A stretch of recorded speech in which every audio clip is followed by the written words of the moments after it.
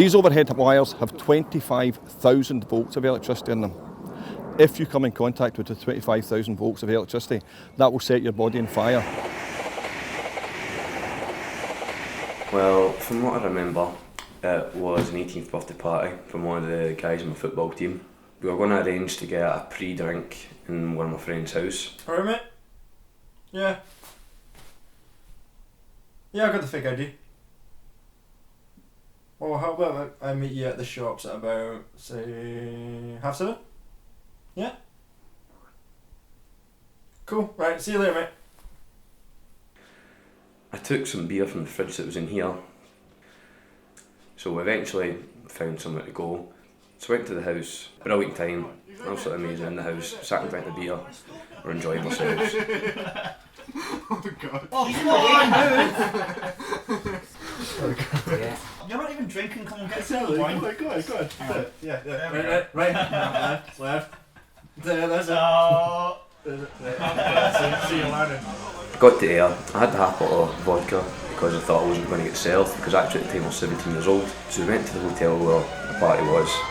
I did get served, and instantly I think, brilliant, I can just get drink all night. I can't remember exactly how much I drank, but I know that I had a lot of pints basically, and I know I had a lot of Jaeger bombs as well.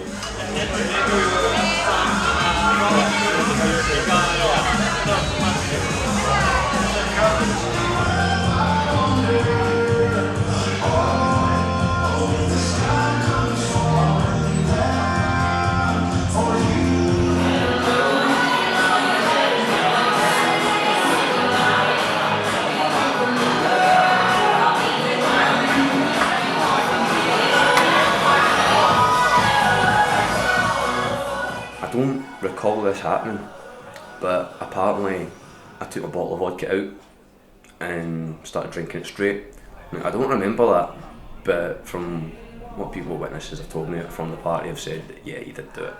So other than that, the party was brilliant. I've seen a few folk I'd not seen in ages, so great night. You'll never know when the daylight comes, you feel so cold.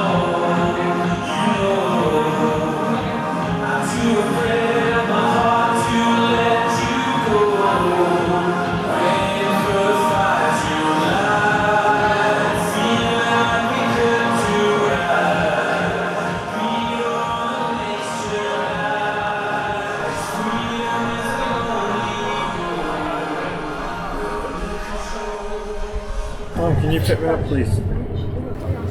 Train station. Hey, cool. Right. See you soon. Bye.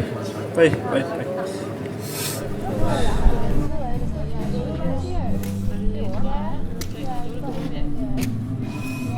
Scott? Yeah. You alright?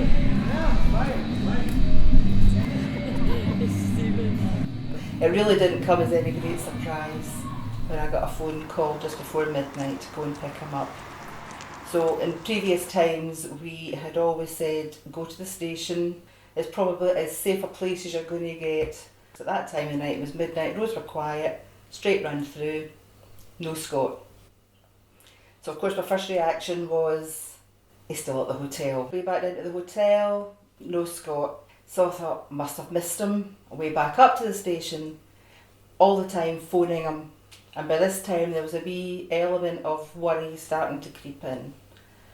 And I went into the station to have a wander round just to see if that's where he was, maybe gone to the toilet or whatever. No sign of him. Really worried by now because Scott was always very precise with his timings. If he says he's going to be a place at a certain time, Scott's there. So I went down to the police station and asked if they had taken my son. He went through to see if he had been there, and he hadn't. He took a description of Scott, of what he'd been wearing that night and what he looked like. And when he said that he was going to put a description out to the cars to look out for Scott, I thought, well, I'm going to go home. And I got maybe about 10 minutes in the car and I got a phone call from the police to say that somebody matching Scott's description had been found. And could I make my way to the hospital? I was immediately taken through to the relatives' room. Mrs. McLellan. My first thought was that I had lost my son.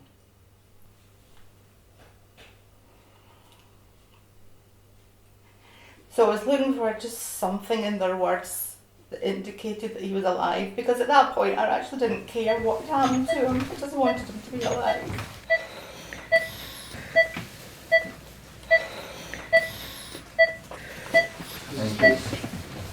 Scott. Scott.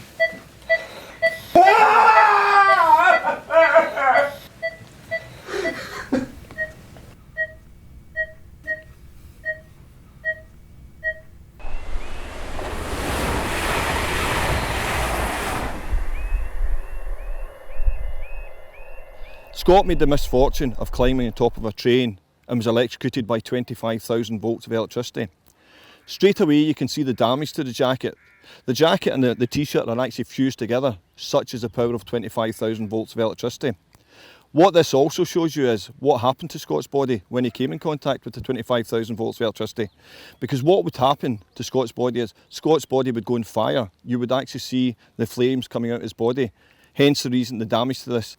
The problem with those 25,000 volts of electricity is when the 25,000 volts of electricity enters Scott's body, because of the type of electricity that we use in the railway, it needs to earth, which means it needs to go into the ground. The electricity will then explode out of Scott's body in order to get into the ground.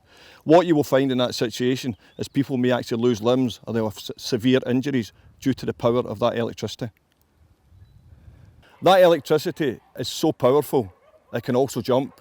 It can jump 3 metres in the blink of an eye, and you'd be electrocuted from head to toe in less than 1 second with 25,000 volts of electricity. That is a thing called arcing.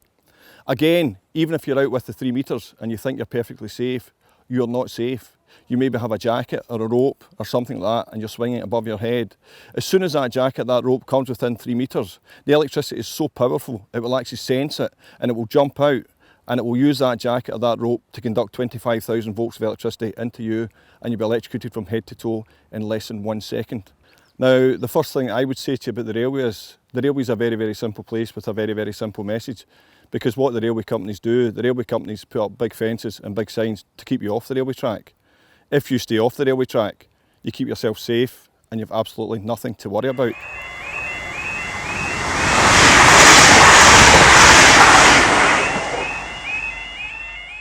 The first you will actually become aware of a train is when you hear it. The problem is, as soon as you hear that train coming along the tracks, all you have is 4 seconds. That is all, 4 seconds to get yourself off the railway track. I hadn't had any experience of burns, so all that's going through your head when you hear somebody's been burned is all these images that you've seen of people who have sustained severe burns, and you think, how's he going to be disfigured? The doctor that was treating him that night explained to me that they were going to have to put him into ICU because they can develop edema, swelling in their lungs later on, and can prevent them from breathing, and they may have to intubate him to keep him alive. Where am I? What's happened? I don't understand.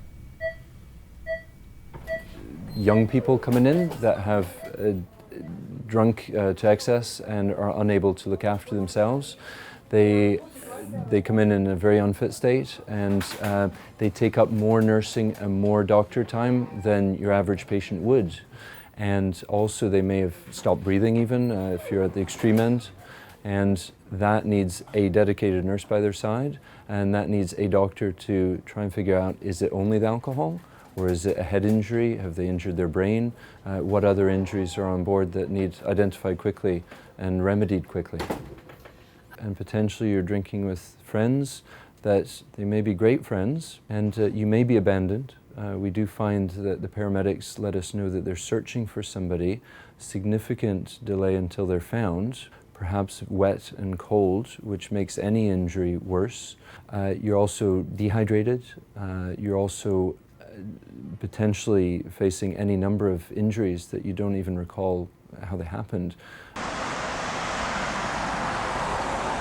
But kind of typical scenario would be as getting a phone call to go out and get a patient that was unconscious, and 9 times out of 10 they usually are through drug, drink, the cold, because their great friends have been with them initially, And there was like maybe 9 or 10 of them at a house. They're all drinking, everything's fine and everything's happy. But then as time goes on, they all get drunk and they end up going away, leaving the vulnerable person behind. It's not just guys, there's girls as well. We go out there, at times we go out at night, you know, it's raining, it's cold, they're unconscious, they're vulnerable, there's nobody there, and we've got to deal with these. No. What's happened? Where am I? You're in the hospital, Scott. I don't really remember much after that. I remember just falling back asleep and being whisked through a hospital with my eyes closed because I couldn't open them because my eyelashes had basically been burnt off and they'd been stuck in my bottom of my eyelids. It was 27% of my body that was burned. The first time I really experienced any severe pain was when I was getting my bandages changed, but this was probably the worst experience of pain I've ever felt in my life. They took skin from the top of my right thigh and placed it onto the scar. It took quite a while to heal up. The smell was not the best. The scars have thankfully healed up a little, but they still don't take away basically the memory of it all.